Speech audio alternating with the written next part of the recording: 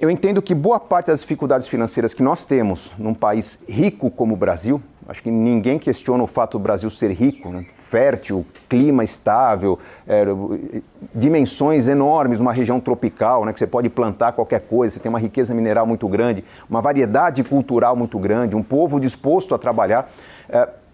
Essa riqueza não transparece, né, no bolso das famílias, é muito concentrada, né? Na média ela é inferior a de países que têm condições muito inferiores a que o Brasil tem em produção de riqueza.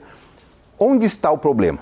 Eu aponto que esse problema é tipicamente cultural. Nós perpetuamos uma forma equivocada de lidar com a riqueza no Brasil, que tem que ficar clara para todos antes de discutir qual seria a forma correta. O que nós fazemos aqui?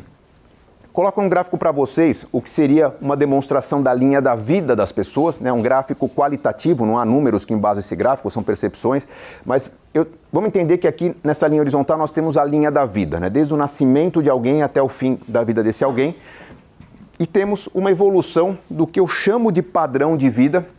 Quando a gente considera a linha da vida do brasileiro, eu considero que o padrão de vida dele não começa no zero, porque ninguém nasceu numa caverna aqui. Todo mundo já nasceu no conforto de uma casinha, com roupinhas de bebê, já tinha um bercinho esperando, alimentação própria da família, hábitos da família, então a gente já começa dentro de um certo padrão de vida.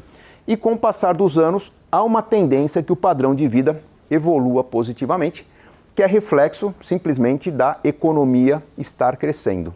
Se o PIB da economia cresce, a média, o bem-estar das famílias cresce. Mais pessoas empregadas, mais pessoas recebendo, mais pessoas consumindo. Então eu vou entender que o padrão de vida de uma população só cresce se a riqueza da economia crescer. Há um momento na vida do brasileiro em que esse padrão de vida cai. Ele perceptivelmente cai. O casamento é o momento em que há uma queda no padrão de vida. Por quê? Porque nós temos um padrão de vida que desde o nosso nascimento ele é mantido em grande parte, total em grande parte, por nossos pais. Alimentação, saúde, transporte, moradia, educação, tudo nossos pais mantêm.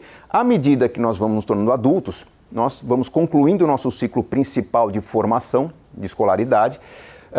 O brasileiro se casa tarde, em termos mundiais, segundo o IBGE, por volta dos 30 anos de idade, 29,7 anos de idade. Então, até o casamento, nós já estudamos, nós já... tem gente com menos de 30 anos aqui?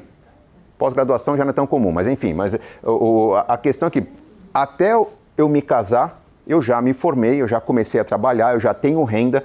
Nossa renda média no Brasil não é tão baixa quanto parece, em termos mundiais ela é uma renda satisfatória. E nesse momento que eu tenho renda, parte do meu padrão de vida ainda está sendo mantido pelos pais. Eu como 3 vezes por semana na casa da minha mãe, o plano de saúde é dentro do plano do meu pai.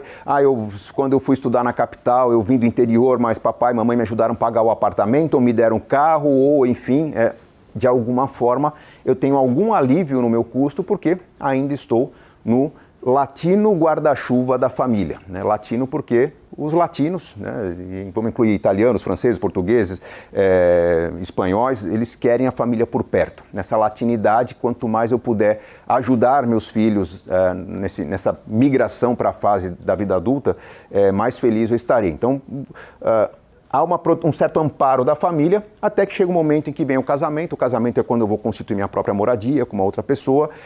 Vou deixar de ter esse amparo familiar e vou assumir 100%, né, praticamente 100% dos custos que eu tenho. Teoricamente, esse padrão de vida tem que cair, porque com o salário que eu ganhava até então, alguma coisa era paga pelos meus pais, agora tem que ser paga por mim. Para a sociedade, essa queda não é tão bem aceita. Não é nem um pouco bem aceita, na verdade. Quando a gente vai informar a família, né, prepara um evento, um jantar, um almoço para falar que nós estamos noivos, que vamos casar, anunciou o casamento, as primeiras perguntas são: mas espera aí, tem condições? Já tem a casa? Vão morar aonde? Vão morar como? O que vocês estão pensando, como vai ser a vida de vocês? A família não aceita que haja um desligamento 100%. Se houver um desligamento financeiro, espera que o padrão de vida se mantenha. Essa queda, ela acontece, mas ela não é tão perceptível assim. Pelo menos para a sociedade, porque eu saio de uma moradia um pouco mais confortável, vou morar num apartamento compacto, mas de preferência que seja no mesmo bairro da família, que não seja muito afastado. Se eu já tinha um carro interessante aqui, eu vou manter esse carro.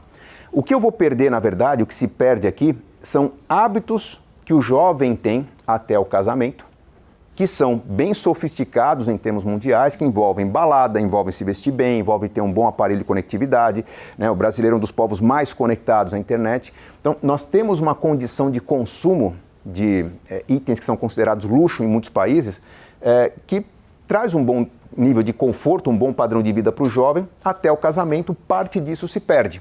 Há uma queda. Ela não é tão perceptível pela sociedade porque o jovem casal se esforça em tentar manter um estilo de vida próximo dos pais, morar não muito longe. E há um fenômeno interessante no Brasil que é o de essa percepção de queda no padrão de vida não durar muito tempo, porque os mais jovens têm oportunidades de transformação na sua vida muito maiores, muito mais frequentes do que seus pais tiveram lá atrás. Então, mesmo que haja uma queda no padrão de vida, esse jovem está lá com a faca nos dentes, está trabalhando, está correndo na carreira, está fazendo uma pós-graduação e em poucos anos ele estará superando o padrão de vida dos seus pais.